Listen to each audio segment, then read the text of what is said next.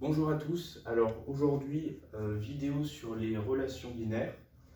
Donc aujourd'hui je vous propose un exercice d'entraînement, de démonstration. Donc on va devoir montrer que cette relation, définie par R, est une relation d'équivalence. Donc, rappel, une relation d'équivalence, donc c'est une relation qui vérifie la réflexivité, c'est-à-dire qu'un élément doit être en relation avec lui-même. La deuxième chose à vérifier, deuxième propriété, c'est la symétrie. Donc la symétrie, donc si j'ai un élément en relation avec un autre, alors la relation réciproque est impliquée par justement cette relation. Donc là, dans notre cas, si j'ai M en relation avec N, ça doit impliquer N en relation avec M, pour que R soit une relation d'équivalence. Et enfin la dernière, c'est la transitivité. Donc la transitivité, si j'ai trois éléments, prenons x, y, z, que x est en relation avec y et que y est en relation avec z, la transitivité vérifie que x est en relation avec z. Voilà. Donc juste sur les relations d'ordre, vous aurez vu que le point commun des propriétés, c'est la transitivité et la réflexivité. La seule différence, c'est que dans les relations d'ordre, c'est l'antisymétrie. Là, on est en train de vouloir prouver que R est une relation d'équivalence. Donc on va vérifier ces trois propriétés. La réflexivité. Alors, on va prendre, comme je l'ai dit, un élément, en l'occurrence de Z. Donc on va dire, soit, prenons M appartient à Z. Alors on va voir ce que nous donne M qui est mise en relation avec lui-même. On aura quoi? Du coup, on aura M plus M. Rappelez-vous, la consigne nous disait que on a M en relation avec N si et seulement si M plus N est pair. Donc M plus M, je peux le factoriser. Ça me donne 2 fois M, 2M. Et propriété arithmétique, ça, c'est congru à 0 modulo 2, quel que soit M.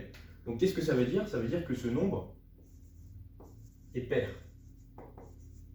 Donc M mise en relation avec lui-même respecte bien la relation justement M plus N est pair. Donc la réflexivité, c'est bon. Passons maintenant à la symétrie. Alors, comme je vous l'ai dit, la symétrie, si j'ai M en relation avec N, ça doit impliquer que N est en relation avec M. Alors là, on est un peu sur un cas qu'on peut qualifier de trivial. Pourquoi? Parce qu'on va démontrer ça classiquement. Donc soit N appartient à Z carré. Donc si j'ai M, comme dans l'énoncé, en relation avec N, ça me donne, donc du coup, N plus N, donc M plus N qui est un nombre pair. Mais étant donné que l'addition est commutative, ça ne va en rien influencer la parité du nombre M plus N, donc c'est N plus M. Pair. Et N plus M pair, c'est quoi?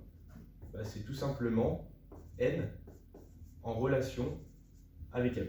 Donc par implication, on a montré que si M en relation avec N est pair, alors on aura N en relation avec M qui marche aussi. Donc pour la symétrie, c'est bon. Ok, donc maintenant passons à la transitivité.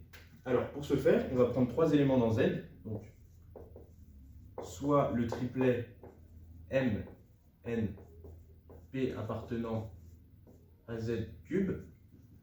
Alors, la transitivité, qu'est-ce qu'on va avoir? Donc si j'ai M qui est en relation avec N, et en même temps, donc je vais symboliser ce et en même temps par une accolade, et que j'ai N qui est en relation avec P, si la transitivité est respectée par cette relation, alors je devrais avoir M qui est en relation avec P. Bon, écrivons d'abord les relations individuellement.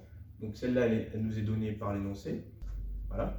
Et là, je vais juste symboliser le fait que M plus N est pair en disant qu'il est égal à 2K, avec K appartenant à l'ensemble des relatifs. Pareil, donc ça veut dire que là j'aurai n plus p qui est égal à un certain 2k', donc c'est pas le même cas. Pareil avec k' qui appartient à z. Donc là, attention, on a un espèce de système avec ces deux relations. Donc comment je vais faire pour arriver à... pour que ça implique que m et p sont en relation? Alors, déjà, ce qu'on peut voir, si juste on a envie d'avoir du m plus p, on pourrait additionner 1 et 2. On peut additionner 1 et 2. Donc, additionnons 1 et 2. J'obtiens m plus p plus n est donc égal à 2k plus 2k'. Pour l'instant, on n'a pas encore m en relation avec p, mais on peut réarranger ça, histoire de voir si ça va se confirmer. C'est équivalent à dire que m plus p est égal à 2k plus 2k'. Donc là, ici, on a 2n, donc moins 2n de l'autre côté. Ok? Bon, là déjà, on a m plus p égale, là, je vois que je peux faire une factorisation par 2. Donc, factorisons. Facteur de k plus k' moins n. Et là, c'est parfait. Ce nombre qui est un antirelatif, pourquoi c'est un antirelatif? Parce que 2 l'est, k l'est, k' l'est aussi, et n l'est aussi. Donc là, on a une somme d'antirelatifs, ça donne un antirelatif, puis un produit d'antirelatifs, c'est un antirelatif.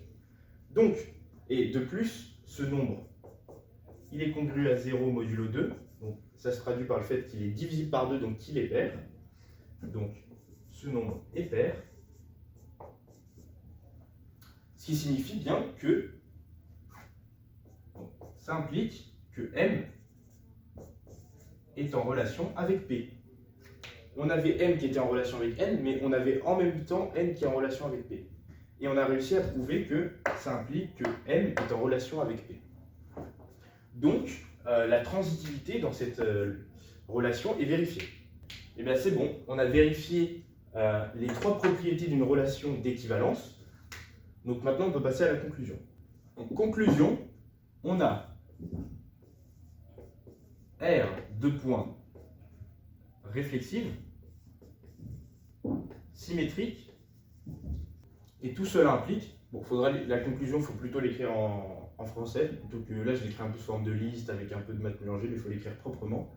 Donc tout cela implique que R est une relation d'équivalence sur Z. C'était omis d'ailleurs dans l'énoncé. Voilà. Donc voilà, on a prouvé que c'était une relation d'équivalence. Maintenant, trouvons les classes d'équivalence. Donc, maintenant, trouvons les classes d'équivalence. Alors, qu'est-ce qu'une classe d'équivalence? Une classe d'équivalence, c'est l'ensemble des éléments mis en relation avec un autre, tels que la relation est vérifiée. Alors, comment le dire plus simplement? Alors, généralement, on note une classe d'équivalence CL d'un certain élément de l'ensemble dans lequel on travaille, donc en l'occurrence c'est Z. Donc, classe d'équivalence d'un nombre, enfin d'une relation avec un nombre, c'est égal à l'ensemble des éléments de ce même ensemble, donc d'un n qui appartient à Z, tel que n plus m pair. Donc ça, c'est une classe d'équivalence de la relation. Alors on nous demande de trouver les classes d'équivalence, parce que là c'est assez général. Donc voyons dans quel cas n mis en relation avec m nous donne n plus m pair. Alors, admettons, donc supposons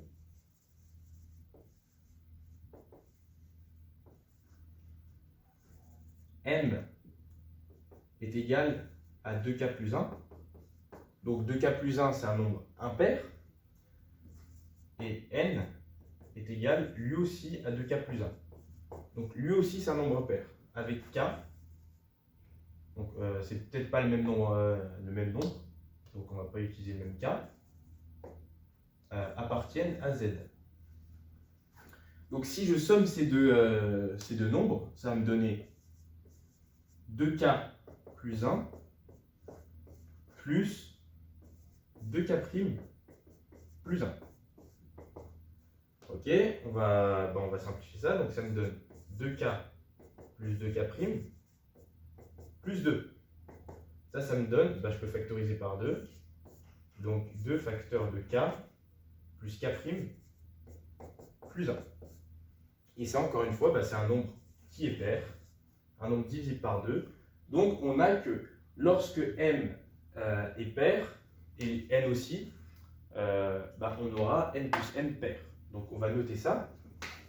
Donc on a trouvé une classe d'équivalence. Donc une classe d'équivalence de la relation, ça va être l'ensemble des entiers impairs.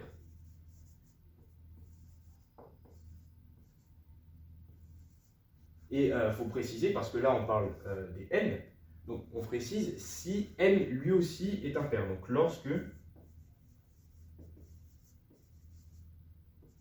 n est impair. Donc là on a une classe d'équivalence. Maintenant, moi j'en vois une autre. Prenons le cas où m et n sont tous les deux pairs. Donc on a n qui est égal à 2k et n 2k', avec k, k' appartenant à z. Si je somme ces deux nombres, j'aurai 2k plus 2k', ça me donne 2 facteurs de k plus k'. Et ce nombre est pair. Voilà. Donc, on a une autre classe d'équivalence qui est l'ensemble des entiers. Bon, il y a relatif, mais si on ne précise pas, ça veut dire relatif. Donc, des entiers pairs. Et là, encore une fois, il faut préciser, lorsque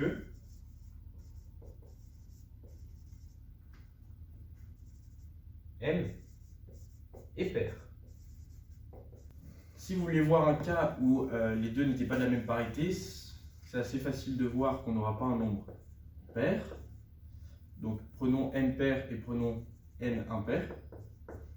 Si je somme les deux, j'aurai 2k plus 2k' plus 1, ce qui me donnera 2 facteurs de k plus k' plus 1. Et ça, c'est la forme d'un nombre qui est impair. Et symétriquement, si m est impair et n est pair. Donc on en déduit que lorsqu'on somme deux nombres de parité opposée, on a un nombre impair. Donc voilà, c'était un exercice d'application sur les relations binaires. Exercice en 2 questions. Vérifier que la relation est une relation d'ordre ou d'équivalence. Et ensuite, trouver les classes d'équivalence. Voilà. Ok, donc si vous avez aimé la vidéo, n'hésitez pas à liker, à vous abonner, à partager et à vous entraîner sur des exercices comme ça.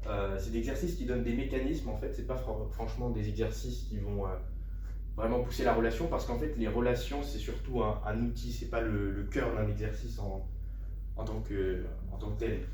Donc c'est toujours des exercices bons à maîtriser, savoir reconnaître une relation.